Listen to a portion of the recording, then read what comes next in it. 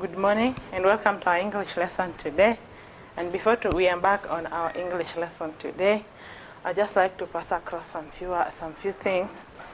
Last week I gave you the beginning of a composition, and definitely there is no way you could have written something else. You're just supposed to write this composition about a football match, because the beginning was definitely a football match. Now, we've been writing this composition about a football match for quite some time, but I realized that there are some people who cannot really write this composition. Like, you cannot write the composition. Your creativity is not good. You make symbol, especially when it comes to spellings. And I've kept on saying that if you want to be a good composition writer, learn to read. Anybody who wants to write a good composition has to read. If you can't read, there is no way you are going to be a good composition writer. Follow instructions. You've been told the continuation cannot be more than 5 words. Just to do that. You have been told the conclusion of a composition should be written on its own. Do that. So the moment you learn to follow instructions is that moment you are going to begin to write a good composition. Use the correct vocabulary for a given composition. I've said we have vocabulary for writing a football match. Actually, I gave them out. When you're supposed to tackle, when you dodge, when you dribble, when you pass the ball, when you say the center line, you introduce a referee. Maybe you have the goal area, you have the goalkeeper, forward players, back players. So if you introduce this a vocabulary for a certain composition in their composition, somebody marking your work knows you know what you are talking about. But what happens if you simply say our player ran with the ball, and somebody else is going to say our player player number 7 passed the ball to our player number 8, who dribbled and dodged the player from the opponent team. If somebody is having tackle and then dodge in the composition or in their sentence, and they're only having pass in your pass like in your sentence, who is going to earn marks? If you want to be a good composition writer, simply learn to do what? To follow instructions. And I've kept on saying, make notes. If you see they have written notes, make notes. Pause the video and then make notes. So on to our lesson today, we are going to talk about plurals of nouns. Like we've talked before, nouns can be divided into different groups, like into a lot of categories. We can have singular and plural nouns.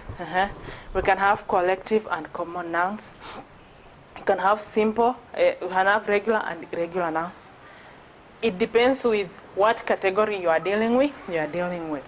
So while I was going through your work, I realized that there are some people who don't know when to use which plural of a noun. So today we are going to deal with plurals of nouns, and under these plurals of nouns, we are going to learn how to form plurals of nouns. Now we come to have a plural of a noun. Example, plural of nouns, which means we have the singular and then we have the plural. So we have singular which means what? One.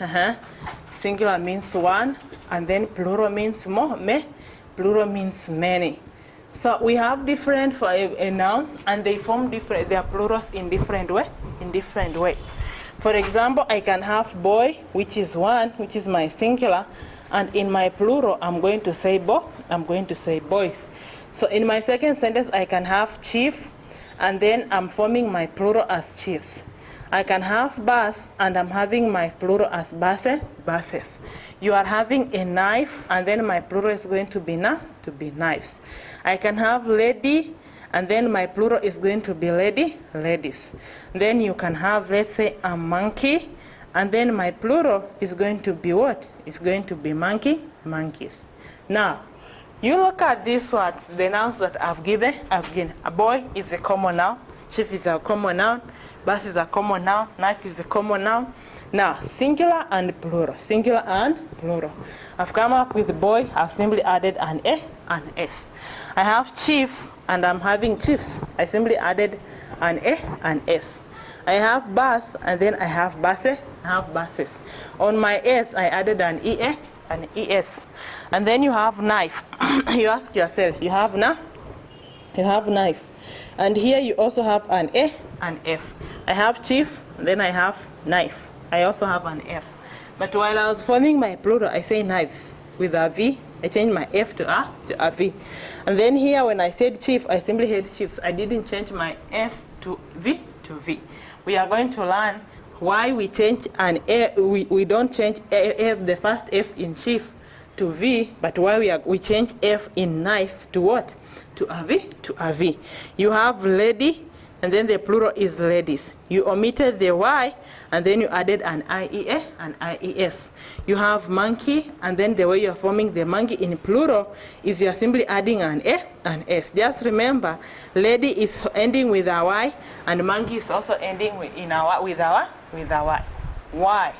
Why should lady end in a Y and then take IES, and why should monkey end with a Y and then simply take an A, simply take an S? That's what we are going to deal with in our today's lesson. So to kick us off, there are some nouns that form their plural by simply adding an A, by simply adding an S. So you simply add an S to the noun, and then you make its plural. I've given example. Number 1 is girl, and then girls. Boy, and then boys. So you have, let's say, girl, which is singular, and then you have plural. So girl in plural, you're having girls. And then I say I have boy, and then my plural of boy is what?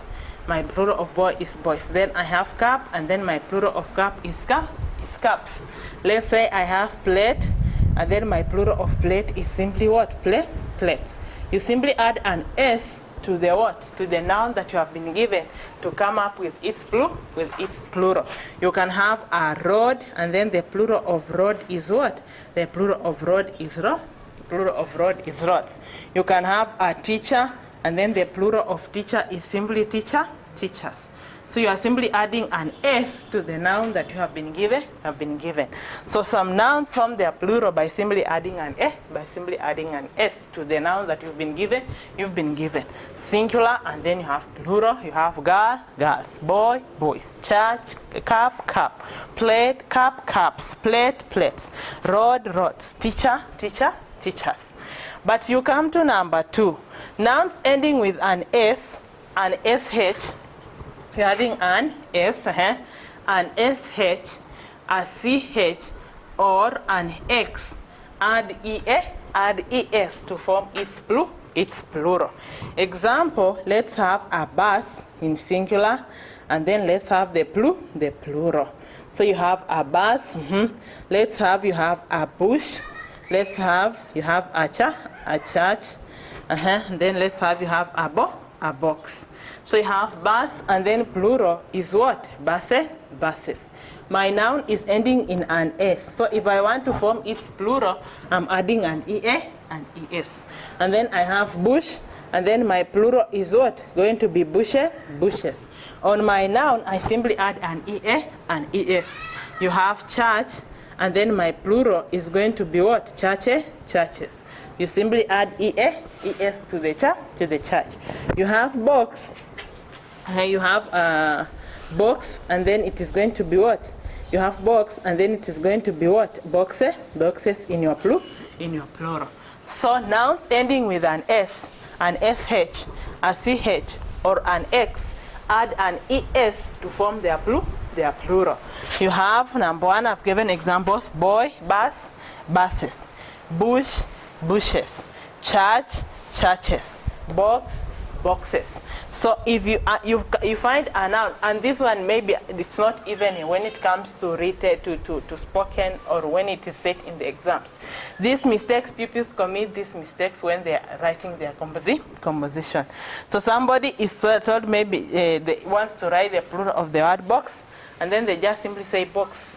Like they simply add an S to form the plural. Not every noun forms its plural by adding an A and S. So if you find a noun that ends with an S, an SH, a CH, or an X, and you want to form its plural, you simply add an ES to the word to form its plural. Number 3, that's where I want everybody to pay attention. Nouns ending with Y, before which there is a vowel, change the Y to an I and add EA and add ES. So So if I talk of vowels, I'm talking of a, e, and then u. So if a noun ending with y, before which there is no vowel, before which there is no vowel. If there is no vowel, then that means there is a consonant. There is a consonant. When we talk about consonants, we are going talking about B, C, D, F. Let's say B, C, D, F, G, H, J, K, L, M, N, P, Q, R, S, T, V, W, X, Y, and then Z, and then Z. So if there is no consonant, then there is a vowel. If there is no vowel, then there is a consonant, So nouns ending with a Y, before which there is no vowel, change the Y to an I, and then add an EA and ES. Now, I've given examples of words. Let's say we have singular, and then we have their plural. Singular, and then we have their plural. So, for example, we have lady, words ending with a Y, before which there is no vowel, vowel. So, before Y in lady you have a D, and a D is a consonant, You want to form its plural, you omit the Y and replace it with an I, and then add ES. So you have lady, then the plural is going to be what? The plural is going to be ladies. You have city, before the Y here we have the T, we have a T, and T is what? T is a consonant. So if you want to form the plural, it is going to be what? It is going to be city. It is going to be cities. You omit the Y. Once you omit the Y, you add an I. You replace the Y with an I, and simply add IEA, and simply add the EA, the ES. Or sometimes you might find some books that say omit the Y and add IES. It is also correct. It is also correct. So long as the noun you are changing before the word, before what? Before the Y, there is a consonant and not a vowel. You have factory. You have a factory. You have an R before the Y. So your plural is going to be what? The plural is going to be factories. You have injury. The plural is going to be injury. The plural is going to be injuries. I have company. So I have company and an N before a Y. So my plural is going to be what? Companies. You simply omit the Y, and then you add and you omit the Y, replace it with an I, and then add IEA, IES. Why is this important? Because sometimes you find in the exams they say, give the plural of the underlined word. They say the company was bankrupt. The company was bankrupt. And then you have company. Then they say give the plural. Then A, they say companies. They simply add an S. And then B, they are going to say, B, they say companies. You have a Y, then an IEA, an IES. And then C, maybe now they give you the correct answer. Like you have companies, you are replacing your Y with an I, and then you are adding an EA and ES. Now, you realize that this can be a plural in some certain words, if the word before it is not a consonant. Companies, there is nothing like this. You don't have that. The correct answer to this question should be what? Should be a C. But unless you know that, unless you are in a position to know that before, if there is no consonant before the Y, if there is no vowel before the Y, you should omit the Y, replace with an I, and then add ES. Some people are going to go with what? Some people are going to go with A. And then there are also those ones that are going to go with what? B. Then there are also those ones that are going to go with C. Like everyone is going to have an answer. This is important. You take note of that. Like you should be very serious about it. You should know if a noun ends with a Y, and before it there is no consonant, there is no vowel, And if there is no vowel, it means there is a consonant, a consonant. It forms its plural by omitting the Y and then replacing the Y with an I, and then you add an EA, you add an ES. And I've said some books are simply going to say, omit the Y and then add IEA, IES. It is correct? It is correct. Now, on to our next, where we have number 4.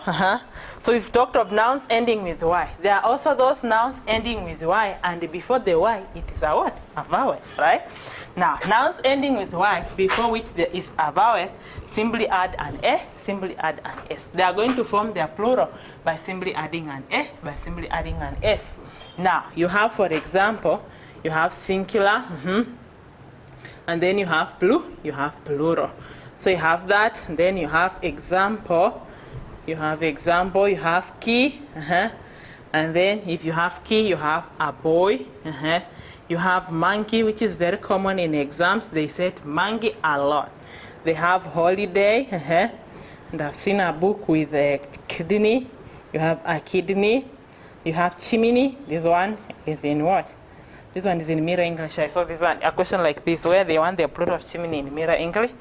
Now, they want, you have key, it is ending with a Y. Just like what we talked about previously. They are ending in a Y, but before them, there is a vowel, But what we talked about previously is that they are ending in a Y, but before them, we have what? We have a consonant, There is no vowel. And if there isn't a vowel, then there is a consonant, Now, you have here nouns ending with a Y, and before which there is a consonant. Simply, there is a vowel, simply form their plural by adding an A, S. And this is very common when it comes to the exams. Now, you know most pupils know this. Most pupils know rule 3.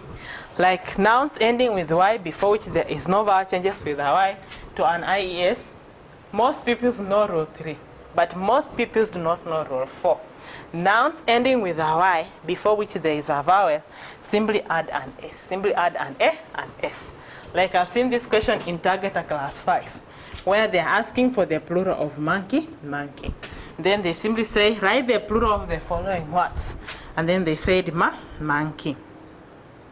And then answer A, they said what? Answer A, they simply gave monkey, monkeys. They omitted the Y and added an IEA and IES. And then answer B is what? Answer B is what? Monkey, monkeys. They're adding an A and S.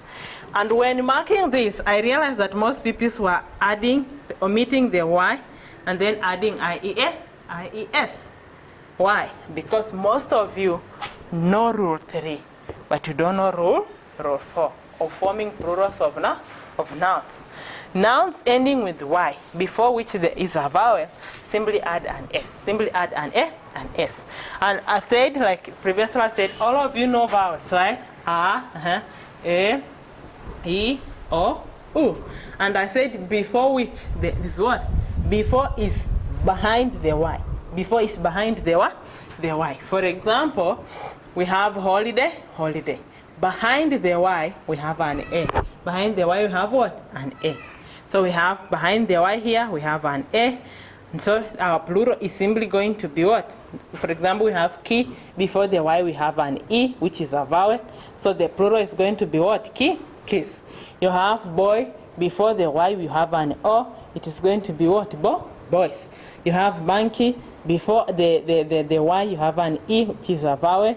It is simply going to be what? Monkey, monkeys. You simply add an A and S. You have holiday. Before the Y, you have an A and A, which is a vowel, which is a vowel. So you are going to say holiday. You are going to say holidays.